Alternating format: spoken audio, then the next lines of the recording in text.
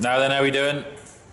Right, for those of you that have been following me this week on Snapchat and Instagram, you'll know it's been cold, it's been wet, it's been windy, been miserable all week really.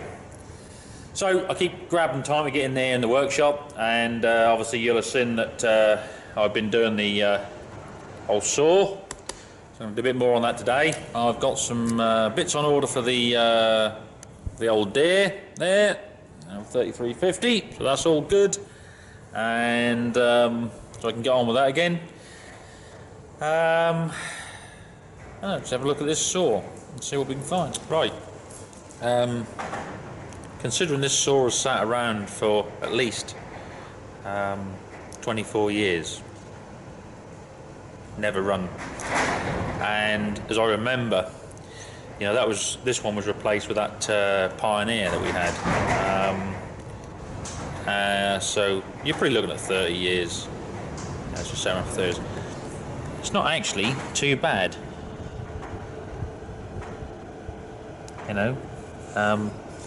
See on it, everything still sort of works.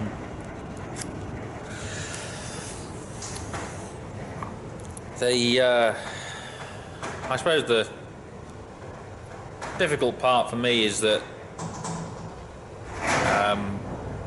well, the last person that had all this apart, it was my grandfather. There you are. I'd mentioned on I think I might have mentioned it on one of the Snapchat or whatever. I can remember us buying this saw, and it would have been 1983. Yeah, late 82. No, 1983. I'd have been, what at the time? I suppose about 10, something like 9, 10. And it was at a Ford New Holland tractor dealer. Before it was all like it is now, C&H and New Holland. New Holland were combines, Ford were tractors, you see, back then. And it was a Ford New Holland dealer, and it was Randall's at Reefham in Norfolk. And yeah, we went over to look at these. He had two. He had this McCulloch, which is McCulloch's a 1010. I think the other one was bigger than that. And I think grandfather decided it was, it was too big for what we needed. So this is plenty big enough, and it is, a decent sized saw. And while he was looking at these saws, I went round the front of the actual workshops. Now it was the village there. The road goes around the front of the workshop. I think it's all been developed now, built up houses now, but the road used to go there. And if the workshops hadn't been there, there would have been a step down into their yard, so you could look down into the workshop. And I remember rushing around the front and crouching down and looking through this window, and there was a New Holland Clayson combine being worked on, and on the radio was the latest release by a group called the Stranglers, and it was Golden Brown. Whenever I hear that, I always think of that time, and that combine and everything. It's funny, isn't it? Little things like that stick in your memory. But yeah, that's the history on this saw with us. Anyway, as I said, we went and bought it. So it's second hand, I think, then, and yeah, but I was more interested in the combine on the day.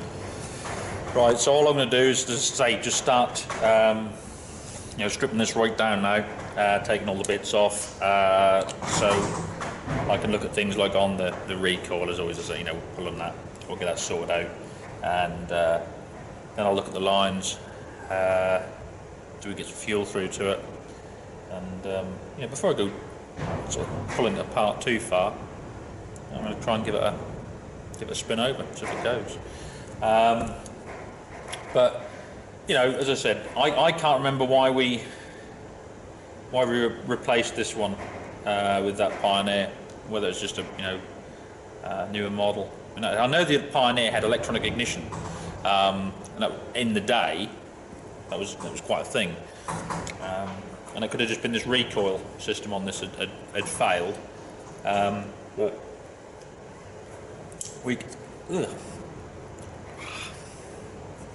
How strong? Too much of that will be smacked off my tits. So I'll have a look at that and see exactly what was wrong with it. But as everyone's been saying, that they're a brilliant saw. They're a big, strong saw. So yeah, I'm fairly hopeful.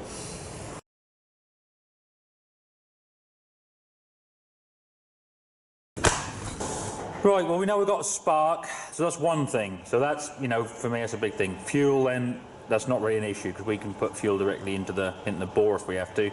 But, right, I'm going to leave it there before I start pulling any more bits about at the moment.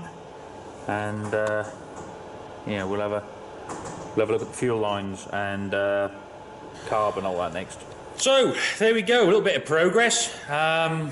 In fact, better than I was hoping, because I thought we'd have, ignition issues, but we've got a spark, so that's one thing. So there we are.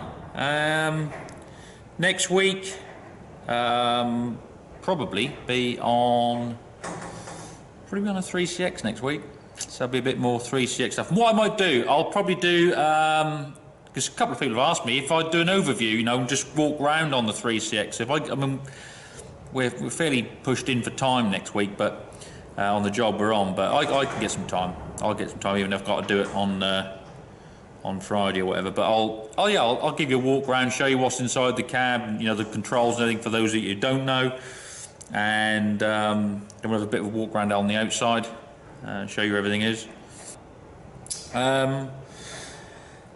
Plus, I have got the old JCB, the 3C Mark III. That should be home. I'm hoping about a week's time. So that'd be quite a good thing to compare how they've changed over the years and whether it's all for the better. For those of you that aren't aware of him, check out Alex at West Coast Logging. I'll put the title at the end here so you can see that. Go and check out his channel. He runs the yarders, the big ones with the, they drag all the timber up out of these sort of massive slopes and hillsides on them skylines and that. And he's such a great guy. He's never stopped. He's always doing something. But he's one of those down to earth type guys. Check him out anyway. It's good bloke. Right, here we are. So, catch up with the rest of you that are on Instagram, Snapchat, whatever, over the weekend. And for the rest of you, thank you all for watching. Look after yourselves, and mind how you go.